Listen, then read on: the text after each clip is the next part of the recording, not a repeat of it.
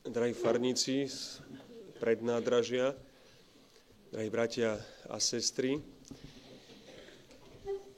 keď sme stáli v zakristii, sme sa pripravovali, tak akorát Miro trošičku vysvetloval chlapcom takú malú genézu, že odkiaľ my sa poznáme, tak im vysvetlil, že vlastne my sme spolu ministrovali s Mirom, vašim Mirom, my dvaja. Tak dnes, keď tu stojím, tak tiež jeden z prejavov Božieho milosrdenstva, tak som si uvedomil, keď to aj Miro povedal, že to je také zaujímavé, že teraz spolu sme pri oltári, on poslúhuje, ja slúžim, tak tiež som si tak uvedomil, že toto je určite tiež jeden z prejavov Božieho milosrdenstva.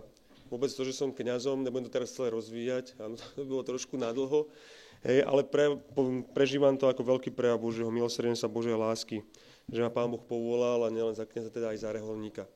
Ale to len tak mimochodom, v rámci toho, že teda sme sa tu s Mírom stretli, aby to bolo také osobnejšie. Keby som náhodou dlhšie hovoril, tak tam kľudne mi pípnite. My sme v seminári, väčšinou, keď nám kázali ráno, sme mali ráno svätú omšu o 7, tak sme, keď prekročili 5 minút, tak sme pípali hodinkami, tak keby náhodou, tak môžete kľudne pípnuť. Dobre, ja keď som bol nejaký náctiročný, znamená nejaký 13, 14, 15, tak jedna z vecí, kde som trávil veľa času, tak bolo určite kúpeľka a v nej bolo zrkadlo. Som chodil pred to zrkadlo, no a samozrejme som si robil ranný účes, aj poobedný, aj večerný, lebo tie vlasy museli vyzerať vždycky takisto, ešte aj pred spaním som si ich vlastne tak robil. A prečo? Pretože vtedy letel taký seriál, vlastne, že Beverly Hills, a tam bol taký herec, Brandon, že neviem, či to on sa tak volal, alebo tam tá postava sa tak volala. A aj skrátka, on mal taký fantastický účes, hovorím si, všetkým dievčatám sa páčil, nie? Tak som hovorím, človeče, ak chcem mať tiež takýto účes, tak som robil všetko preto, aby som teda docielil taký účes, aj to ste museli takto zdvihnúť aj z bokov, s tingelom, aj spredu.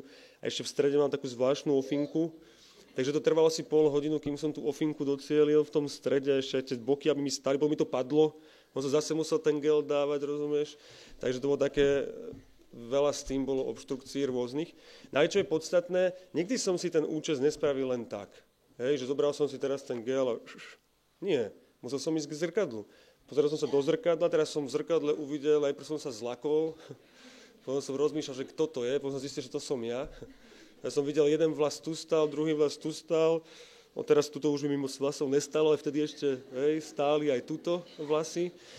A si hovorím, musím to zmeniť. Tak som teraz, ak som sa pozeral na seba do toho zrkadla, tak teraz som to celé menil, svoj imič.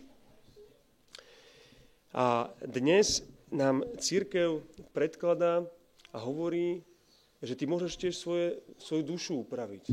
A srdce si môžeš upraviť. A ja si hovorím, Pane, ale ako?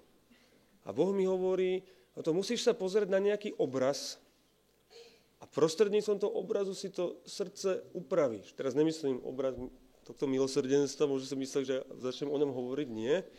Súvisí to samozrejme s tým, ale dnes mi cirkev predkladá jednu z vlastností Boha a to je Božie milosrdenstvo. Aby moje srdce sa stalo milosrdné. Aby moje skutky sa stali milosrdné. To musím sa pozrieť na Krista, ktorý je milosrdný. Najprv ho musím uvidieť. Tak ako keď seba uvidím v tom zrkadle a vlastne mi všade stoja, tak musím naozaj uvidieť, kto predo mnou stojí, že stojí Ježiš Kristus a on je milosrdný.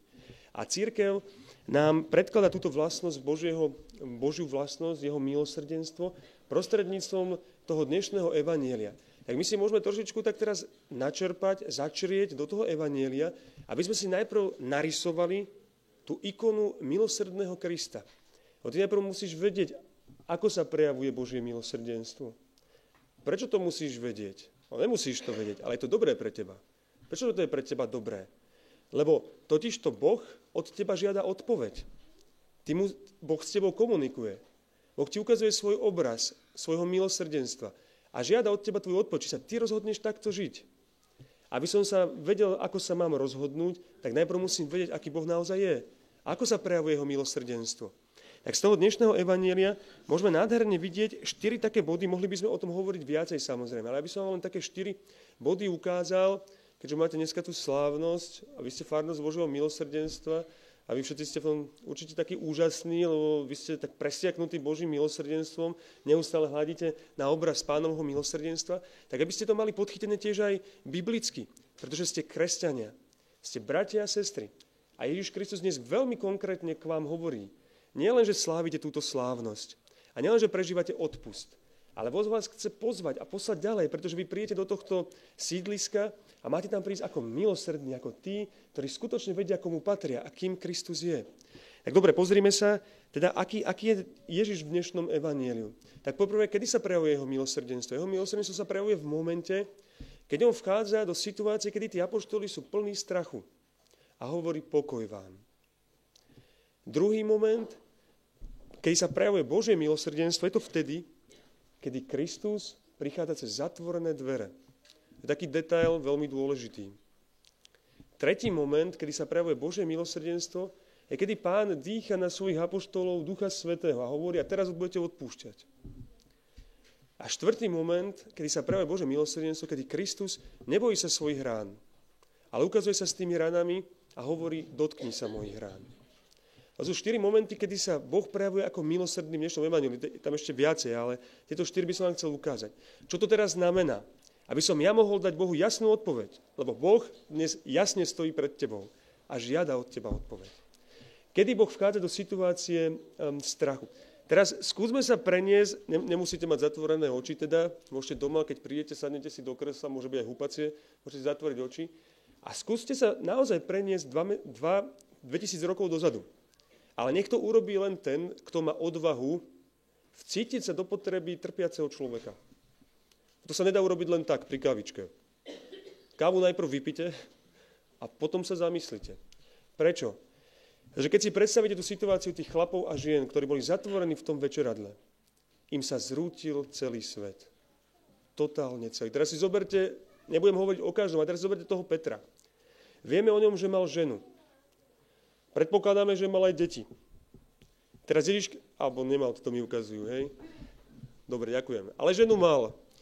Teraz prichádza Ježiš Kristus a hovorí, pôjdeš za mnou. Teraz on opúšťa svoju ženu. A teraz čo?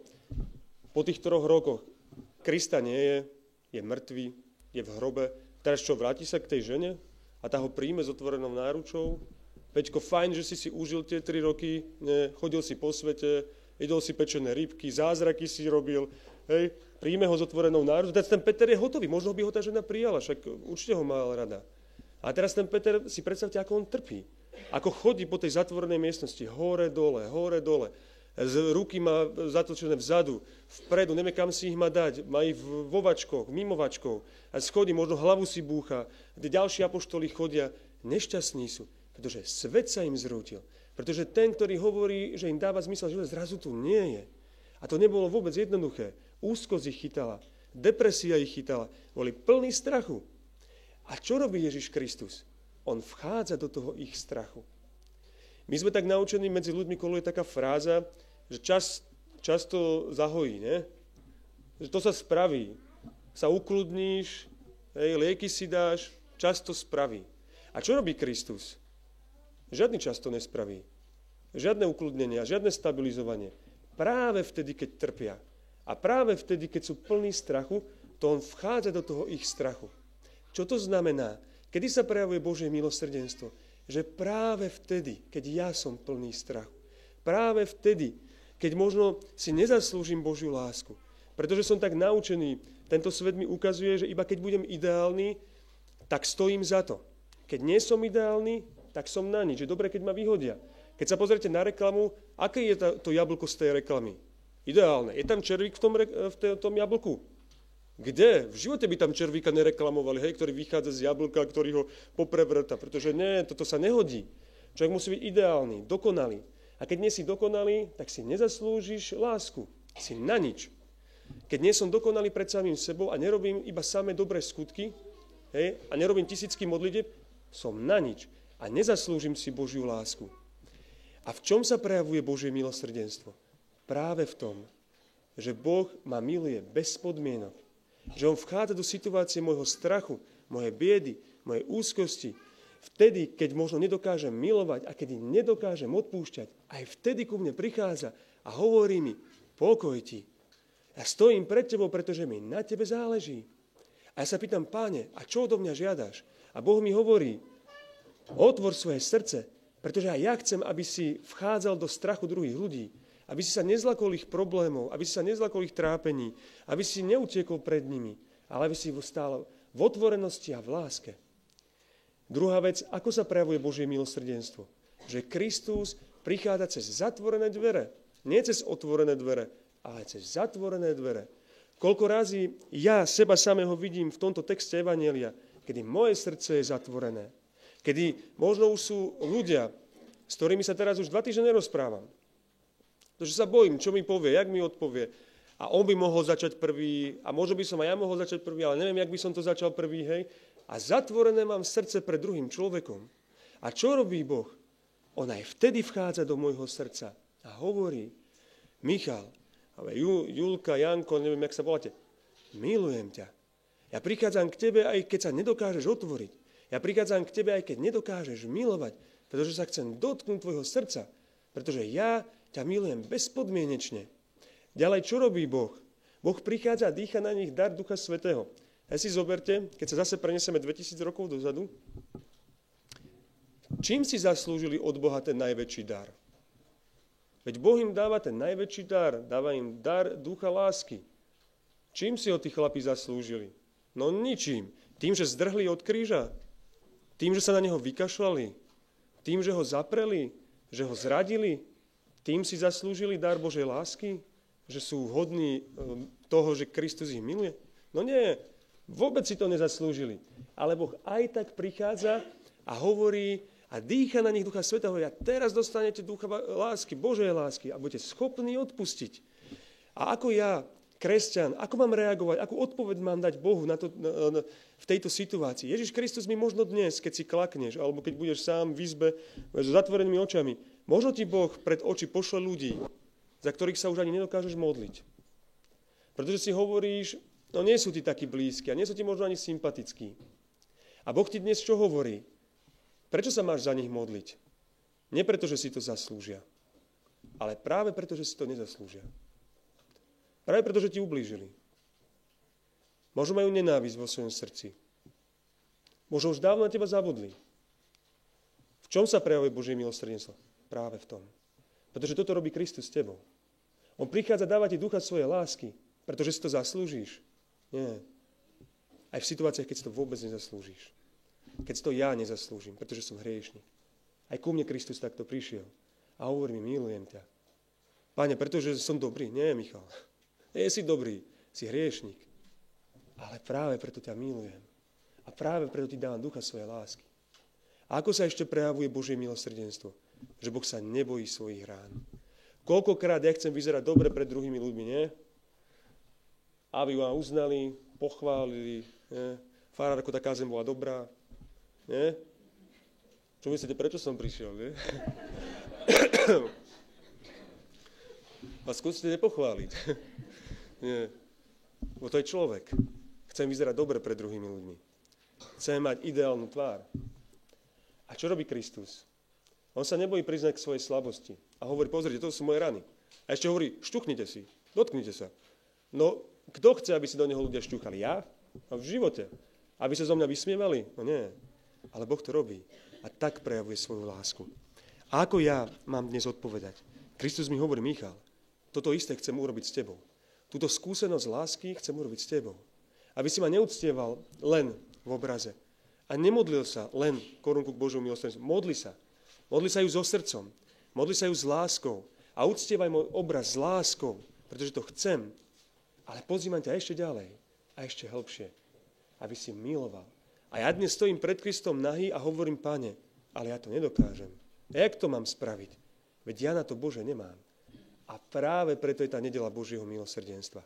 Pretože Kristus hovorí, môže si klaknúť pred môj kríž, pred môj obraz, pred obraz Božieho milosrdenstva a môžeš povedať, Pane, ja na to nemám. Ja to fakt nemám. Ale prosím ťa v dnešný deň, daj mi pocítiť a daj mi vedomie, že ma miluješ. Že ma skutočne miluješ. Lebo pokiaľ nebudeme vedieť, že Boh nás miluje, nebudeme schopní jeho lásky. A ty si hovoríš, no ja to necítim. A Boh ti hovorí, nevadí. Ale môžeš o to prosiť, pretože to je dar. A práve preto sme prišli na túto slávnosť. A preto tu sedíme. Pretože Kristus nás miluje. Kristus nás chce naplniť svojou láskou. A chce nás poslať z tohto miesta ďalej. Aby sme išli do toho sídliska, či tam, kde bývate. A svojim životom povedali, Boh nás skutočne miluje takých, akými sme.